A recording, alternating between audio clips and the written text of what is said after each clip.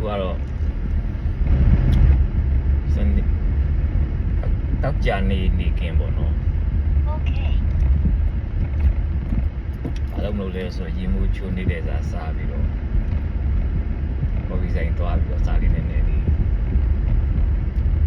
စားစားချီလူမပေါ့လေးလာစရာလေးနည်းနည်းပါလေးလာမယ်ကော်ဖီဆိုင်ကအိမ်နဲ့အရန်နီးတဲ့နေရာမှာတစ်ဆိုင်ရှိတယ်အဲ့တော့ဆိုင်လေးတည်တယ်အရန်အဲ့မှာထိုင်ပေါ့နော်ဆိုင်တည်တော့အဲ့ဒီထိုင်ကုန်နေရာခက်ခဲရှိတယ်ဒီကလူတွေကများတော့ခင်ဗျာကော်ဖီဆိုင်ထိုင်တာထက်ဝယ်ပြီးတော့သူ့ကိုသွားကြတယ်ကားပေါ်မှာတောက်သွားမယ်လုပ်ကိုဝယ်တာအလုပ်မှာတောက်မယ်လုပ်ကိုဝယ်သွားမယ်လမ်းမှာတောက်မယ်စသဖြင့်ပေါ့နော်ဟိုဆိုင်မှာချိန်ပေးပြီးထိုင်တောက်တယ်နေတယ်လုံးမရှိတာတော့မဟုတ်နေတယ်အဲ့တော့အဲ့ကြောင့်အဲ့ဒီချက်ကော်ဖီဆိုင်လေးသွားပြီးတော့ကော်ဖီလေးထိုင်တောက်ပြီးတော့နည်းနည်းဘမ်းပြီးပေါ့လေလုပ်ပြီးတော့ရှောက်လုပ်ထားပြီးတော့အဲ့ဒါလေးလုပ်ပြီးအဲ့ဒါကကော်ဖီဆိုင်ရဲ့သွားနေတာပေါ့ဒီနေ့ယာရီဥလူကတော့ပူတယ်တော်တော်ပူတယ်အမေရိကန်ရဲ့လူယာရီတွေကိုရောက်နေပြီပေါ့လေပူလုံးချိန်တွေကိုစားရောက်လာပြီပြောလို့ရတယ်မရောက်တော့မရောက်သေးဘူးစားရောက်လာပြီဆိုတော့ပူတယ်ပူတော့ပူဒီလိုအခုတိုင်းကြီးကလာတဲ့လူတွေကပုံမှန်အားဖြင့်ဆိုရင်တော့ဒီမှာတော့လည်းယာရီဆိုရင်ဒီမှာနေကြလူတွေကတူပြက်တည်နေသွားကြတဲ့အချိန်မှာတော့ကိုရီးယားပူဒီလေးတော့ဝကြရတယ်ဆိုတော့ဒါပေမဲ့ဒီနေရာမှာတော့လူယာရီရောက်တည်ဆိုတဲ့အချိန်များတော့ကိုရီးယားလူပေါ့နော်တီရှပ်တွေတို့ဘောက်ဘီတိုတွေတို့ဘာလို့လဲသွားလို့ရတယ်ကိုကတော့အင်ကြီးရှယ်အင်ကြီးလက်ရှိလေးဝင်လာတယ်ဆိုတော့ကော်ဖီဆိုင်ထဲမှာကျတော့နည်းနည်းအဲပေါ်လေးဖွင့်ထားအေးတယ်ကော်ဖီဆိုင်ထဲမှာတော့နည်းနည်းအေးတယ်ဆိုတော့နည်းနည်းကြာထိုင်မယ်လို့လည်းစိတ်ကူထားတော့အဲကြောင့်နည်းနည်းအချိန်ပို့ပြီးတော့ကြာထိုင်လို့ရအောင်လို့အဲကွန်ထဲမှာကန်ထဲမှာဆိုတော့အဲကြောင့်ဆိုတော့ဘူးလေယာရီလူတော်လေးကောင်းပြီးတော့တော်တော်တရရှိတယ်ယာရီဖြစ်နေတာပေါ့ဒီကူကတော့ဆိုတော့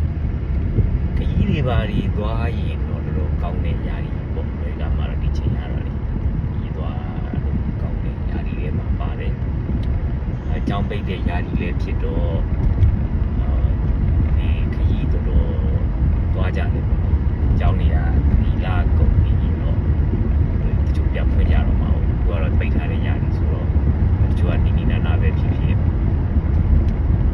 င်လမ်းပဲဖြစ်မျိုးစားလာတဲ့ရပိုင်လိုက်သွားတာရှိတယ်ရဲတဲ့ကြသွားတာရှိတယ်ဆိုကြတော့လေဒီလိုဘယ်စလေးတမင်ကလေးတွေမှာနေပဲသွားကြတာရှိတယ်တော့ဒီရတော့ဒီဆက်ရတယ်စီးသွားကြတယ်ဒီအမေရိကန်မှာနေတဲ့လူတွေတို့များများက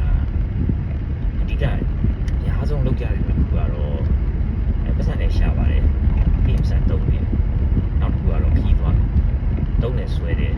အမေရိကန်ရဲ့တုံးဆွဲမှုကအမေရိကန်လူကြီးတန်း300ကျော်ပဲရှိနေတယ်ကမ္ဘာတုံးဆွဲမှုရနိုင်လို့အများစုကအမေရိကန်မှာရှိတယ်ဒါကြောင့်မို့လို့တရုတ်နိုင်ငံလုံးကထုတ်တဲ့ကုန်ပစ္စည်းတွေရဲ့30%ကနေ40%လောက်ဖြစ်နေတယ်အဲ့ဒါလည်းအမေရိကန်ကိုပို့ပါတယ်ကျန်တဲ့ကမ္ဘာလူကြီးတန်းထောင်ချီရှိတဲ့ကမ္ဘာလုံးကိုပို့တဲ့နှုန်းကအမေရိကန်ပို့တဲ့နှုန်းပဲရှိတယ်ဆိုရင်ပြောစရာဖြစ်လောက်အောင်ကွာတယ်ပေါ့နော်ဒုနည်း၎င်းမဲ့ဥရောပနိုင်ငံတွေကျန်တဲ့နိုင်ငံတွေအကုန်လုံးကလည်းအမေရိကန်ပေါ့အမေရိကန်လူမျိုးတွေကတုံးဆွဲကြီးတယ်သူတို့ရဲ့လူမှုပူလုံရေးစနစ်ကဥရောပနိုင်ငံတွေလိုမျိုးကောင်းနေတာမဟုတ်ဘူးပဲငွေကြရကနေပြီးတော့မှပညာတင်မယ်အလုပ်လုပ်တဲ့ရွေးရောက်ပြီးဆိုအလုပ်လုပ်မယ် 401k လို့ social security လို့ဒါမျိုးတွေပုံမှန်ထည့်ဝင်သွားမယ်ဆိုရင်အလုပ်လုပ်နေတဲ့ဟေးဆိုရင်ပုံမှန်ဝင်ငွေလည်းရှိနေတဲ့ဟေးဆိုရင်ကျွန်တော်တို့အာရှတိုက်ပြည်လို့ငွေစုဖို့လို့ရေနောင်ရေးပေါ့နော်တက်ကြီးကိုစားမင်းစားလို့ဆိုတဲ့ဟာမျိုးတွေရှိနေပေါ့လောက်ကင်လေးတစ်ခုရှိမယ်ဆိုရင်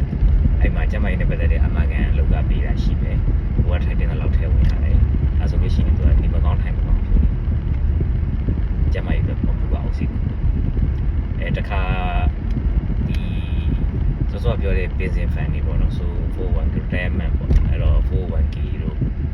social security တို့တခြားသော interfan တွေလို့ပုံမှန်လေးဝယ်သွားတဲ့ဟေးဆိုလို့ရှိရင်အဲ့ဒီကဒီနားယူတဲ့အချိန်ရောက်လို့ရှိရင်အဲ့ပတ်စံနေနဲ့သူကပြတ်ပြီးတော့သူ့ဘဝနေဝင်ဒီကိုရည်တည်သွားလို့ရမယ်ပေါ့ဒါကြောင့်သူတို့ကပတ်စံစုတယ်ဆိုတဲ့ဟာတိတ်မစင်လာကြဘူးတိတ်အားမပေးတိတ်လေဝါသနာမပါကြဘူးအဲ့တော့သူတို့ကဘာလုပ်လဲခွင့်ရည်စုမယ်အလုပ်လုပ်တယ်အလုပ်လုပ်မယ်ခွင့်ရည်စုမယ်ပတ်စံစုတယ်စုတယ်ဟေးဆိုတာလေအဲ့ခွင့်ရပြီးယူပြီးတဲ့အချိန်ကျရင်ခွင့်ရယူပြီးတော့ခွင့်ရရပြီဆိုရင် vacation ယူပြီးဒီတွေထွက်မယ်သုံးမယ်ပြန်လာမယ်အလုပ်ပြန်လုပ်မယ်ပြီးတနည်းပြေလောက်တဲ့အချိန်မှာတစ်ခါခီးတွေခွင့်ရတွေရပြီးခီးတွေထွက်မယ်ကြားထဲမှာလည်းခီးတို့လေးတွေကြိုကြားတွေထွက်မယ်ပတ်စံသုံးမယ်အကျဉ်းစမ်းဝယ်တဲ့ဟေးပေါ်တဲ့ဟေးဆိုရင်ပေါ်တယ်များပေါ်တဲ့အသေးစံတွေကိုစမ်းလာရှိရင်ရှိတယ်လို့ဝယ်တယ်အကျွေးဝယ်လို့ရတာဖြစ်တဲ့အတွက်ကြောင့်အကျွေးဝယ်မယ်အကျွေးဝယ်ကတ်တင်နဲ့အကျွေးဝယ်တယ်ပြီးရင်လာစဉ် payment တွေနဲ့ပြန်ပြီးတော့မှပေးမယ်ဒီနိုင်ငံရဲ့စနစ်ကဒီလိုသွားလာဖြစ်တဲ့အတွက်ကြောင့်ဝယ်ယူစားသုံးမှုလုံးမှာကြီးတယ်စားတော့ဆိုင်တွေကိုရောင်းကောင်းတယ်ခရီးတွေသွားကြတယ်ဒီငွေသုံးကြတယ်ပေါ့ငွေသုံးဖို့ကိုလည်းအစိုးရကလည်းအားပေးတယ်သူစနစ်ကလည်းအားပေးထားတယ်ဒါကြောင့်မို့လို့လူတွေတော်တော်များများကနိုင်ငံမှာကငွေသုံးကြအာရှတို့တခြားအရှေ့လေပိုင်းတို့အာရှတို့အာဖရိကတို့ဘာလို့ပေါ့နော်ဒါမျိုးတွေကရွှေ့ပြောင်းလာတဲ့ immigrant တွေကျွန်တော်တို့ immigrant မျိုးတွေကတော့ငွေစုကိုကြိုးစားကြဘာလို့လဲဆိုတော့ဘဝဘေးပေါ့နော်ဘဝရှိကျဖြတ်တန်းခဲ့တဲ့ဘဝဘေးတွေရကြတော့မတေချာမှုတွေနဲ့ကြီးပဲဖြတ်တန်းခဲ့ရတဲ့အခါကျတော့ရှေးရေးနောင်ရေးစေရေးတရေးကိုရေးတရားဆိုပြီးတော့ငွေစုလိုက်ကြကြိုးစားကြငွေလေးလက်ထဲမှာစောက်တာဆိုတာဆိုတော့မှားတာလားဆိုတော့မမှားပါဘူးဘသူညီတဲ့ကျွန်တော်တို့ကရည်ကြည်မှုပုံစံလေးဘသူညီတဲ့ဘဝဖြတ်တန်းမှုဘသူညီတဲ့တိုင်းပြည်ရဲ့စနစ်ဖြတ်တန်းမှုတွေရဲ့ဖြတ်တန်းလာခဲ့ကြတာဖြစ်လို့တွေးပေါ်ပုံဒီလောက်ကဲပုံဒီပါအားလုံးကဘာမှကျွန်တော်တို့ဒီကျွန်တော်တို့တက်ကြည့်တဲ့လူတွေပို့ပွားပါဒီမှာမွေးတဲ့ကလေးတွေမှာကြာရင်တော့အရှိတိုင်းကပြောင်းလာတဲ့မိဘတွေရဲ့ဒီရောက်ရှိနေထိုင်လာကြတဲ့မိဘတွေရဲ့ကလေးတွေပဲဒါပေမဲ့သူတို့ကဒီမှာမွေးကြတယ်ဆိုရင်တော့သူတို့ကတော့ဆိုဆိုဒီရဲ့ပုံစံလေးတွေတော့ဝင်လာပြီပေါ့ဒါပေမဲ့သူတို့ဒီလေဒီသူတို့မိဘတွေရဲ့အစင်လာတိုက်တွန်းမှုတွေအားပေးမှုတွေစတဲ့ဘောင်းစုံတွေရှိတဲ့အချိန်ကျတော့သူတို့က hybrid ဖြစ်တာပေါ့နော်လေထိုက်တဲ့လောက်စုကြတယ်တွေတွေတဲ့စုကြတယ်အလုပ်လည်းလုပ်ကြတယ်တုံးလည်းတုံးကြတုံးနေရေးဆိုရင်ဒီမှာနေတဲ့နေကြဒီမှာမွေးဒီမှာကြီးဘိုးဘွားတွေရတယ်ဒီမှာပဲနေတယ်ဆိုတဲ့လူတွေတော့ဟုတ်နေကြသူတို့ hybrid ဒီကလူတွေတော့ထိုက်တဲ့လောက်တုံးနေဒီနေစုနေကြိုးစားတယ်ပစ္စည်းတွေဝယ်နိုင်ဖို့စုနေတယ်နဲ့ပစ္စည်းတွေဝယ်နိုင်ဖို့စာချုပ်တွေကြိုးစားရှိကြ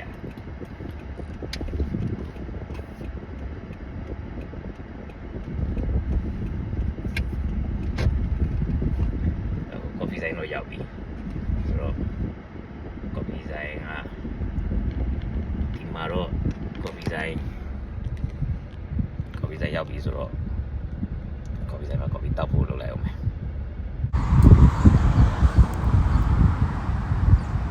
အဲ့တော့ဒီ